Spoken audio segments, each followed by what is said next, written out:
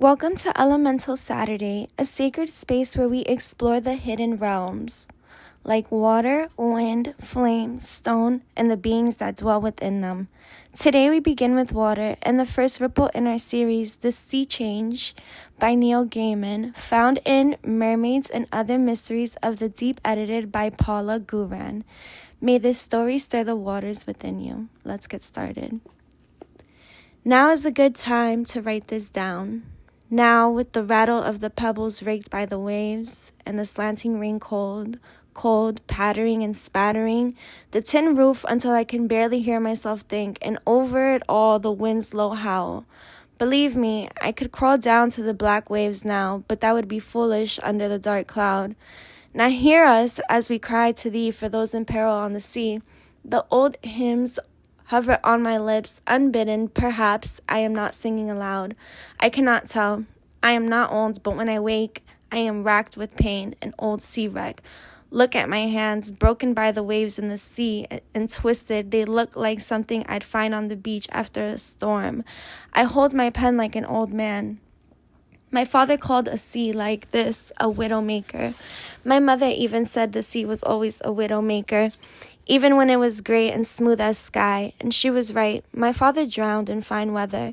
Sometimes I wonder if his bones have ever washed ashore, or if I'd known them if they had, twisted and sea-smooth as they would be. I was a lad of 17, cocky as any young man who thinks he can make the sea his mistress, and I had promised my mother I'd not go to sea.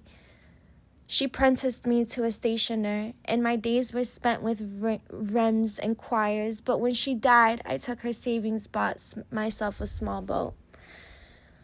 I took my father's dusty nets and lobster pots, raised a 3-man crew, all older than I was, and left the inkpots and the nibs forever. There were good months and bad. Cold, and the sea was bitter and brine. The next cut my hand. The lines were tricksy, dangerous things still. I'd not have given it up for the world. Not then. The salt scent of my world made sure I'd live forever. Scooting over the waves in a fine breeze, the sun behind me, faster than a dozen horses across the white wave tops. That was living indeed. The sea had moods. You learn that fast. The day I write of now, she was shifty, evil-humored, the wind coming now and now from all 4 corners of the compass. The waves all choppy. I could not get the measure of her. We were all out of sight of land when I saw a hand, saw something reaching from the gray sea.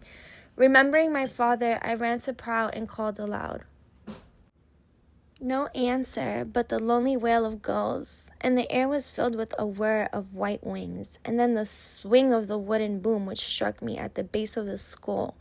I remember the slow way the cold sea came toward me, enveloped me, swallowed me, and took me for its own. I tasted salt. We are made of seawater and bone. That's what the stationer told me when I was a boy. It had occurred to me since that waters break to herald every birth, and I am certain that those waters must taste salt, remembering perhaps my own birth. The world beneath the sea was blur, cold. I do not believe I truly saw her. I cannot believe a dream or madness, the lack of air, the blow upon the head. That's all she was. But when in dreams I see her as I do, I never doubt her. Old as the sea she was, and young as a new-formed breaker or a swell. Her goblin eyes had spied me, and I knew she wanted me. They say the sea folks have no souls. Perhaps the sea is one huge soul. They breathe and drink and live. She wanted me, and she would have had me. There could be no doubt. And yet, they pulled me from the sea and pumped my chest until I vomited rich sea water onto the wave-wet shingle. Cold. I was trembling and shivering and sick. My hands were broken and my legs were twisted, as if I had just come up from deep water. Scrimshaw and driftwood are my bones, carved messages hidden beneath my flesh. The boat never came back. The crew was never more seen. I live on the charity of the village. There, but for the mercy of the sea, they say go we. Some years have passed, almost a score, and whole women view me with pity or with scorn. Outside my cottage, the wind's howl has become a screaming, rattling the rain against the tin walls, crunching the flinty shingle, stone against stone. Now hear us as we cry to thee for those in peril on the sea. Believe me, I could go down to the sea tonight, drag myself down there on my hands and knees, give myself to the water in the dark and to the girl. Let her suck the meat from off these tangled bones, transmute me to something incorruptible and ivory, to something rich and strange, but that would be foolish. The voice of the storm is whispering to me. The voice of the beach is whispering to me. The voice of the waves is whispering to me. Water is the greatest transformer. It softens stones, remembers every step, and reflects what we forgot. What has the sea whispered to you today? Join me next Saturday as we dive deeper into the elemental realm. This is Gem Dropper G, dropping myths, magic, and messages for the soul. Thank you.